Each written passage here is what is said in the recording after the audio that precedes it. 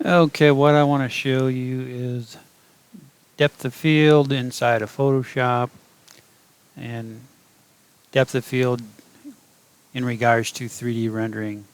What I have here is a image that came out of my 3D renderer.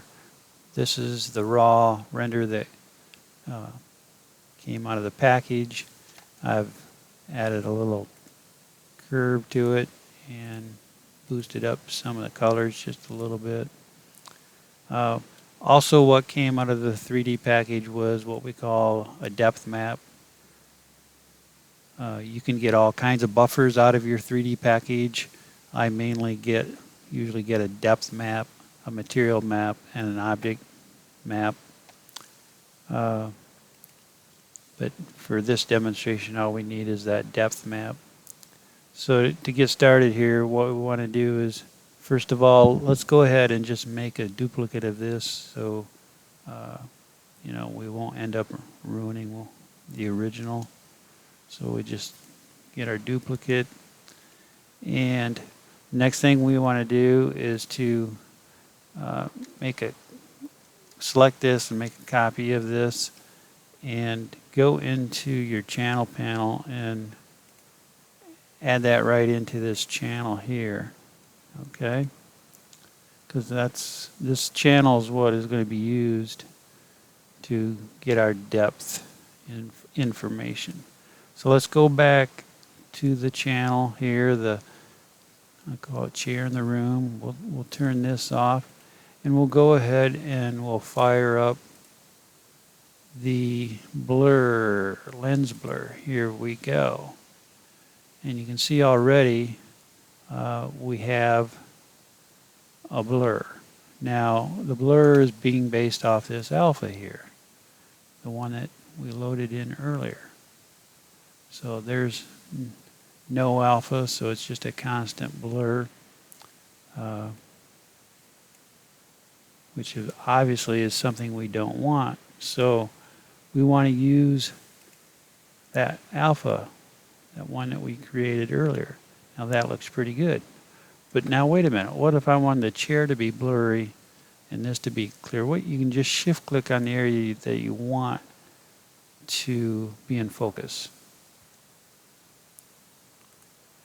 And it'll put those items in focus. It's based off that black and white image of the depth map. And then of course we can control how much of a blur.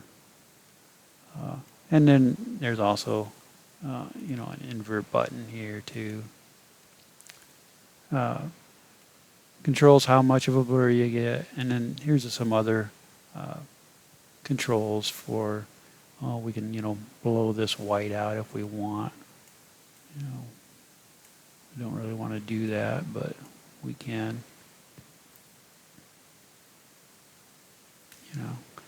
There's a lot of different things you can do that. Generally, these are pretty much left alone. Generally leave these alone as well. It's just the radius here.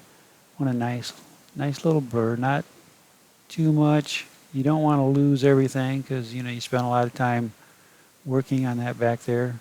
So you want the focus to be the chair because that's what we're trying to sell here. We're trying to sell nice, comfortable, relaxing story here, and more importantly, we're trying to sell the darn chair and the table here that goes along with it. So when we're happy with that, we just hit OK, and there we go. We have it. And if we don't like it, we can always get back to our original and try it again. All right, there you have it. A little lens blur, depth of field inside of Photoshop. Everything post outside of your render package. It would be nice if Affinity Photo had something similar, because right now this is the only thing I use Photoshop for, is to get this nice depth of field effect. If Affinity Photo offered something similar, it does have depth of field, it has lens blur, but it doesn't have the ability to use a depth map as the control. As far as I know anyway. I have not I've not found a way to do it. You can go in and you can use this as a mask, and you can mask some of this off and then use the filters on the mask. But this is a much more convenient way of doing it. So hopefully that'll be something they can add in future releases of Affinity Photo, and I can do away with Photoshop.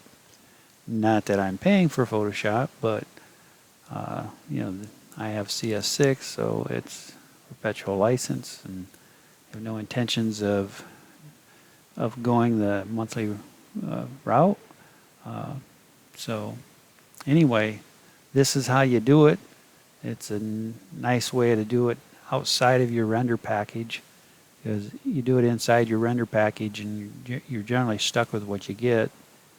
Plus it usually adds time to your renders. So this is a good way to do it.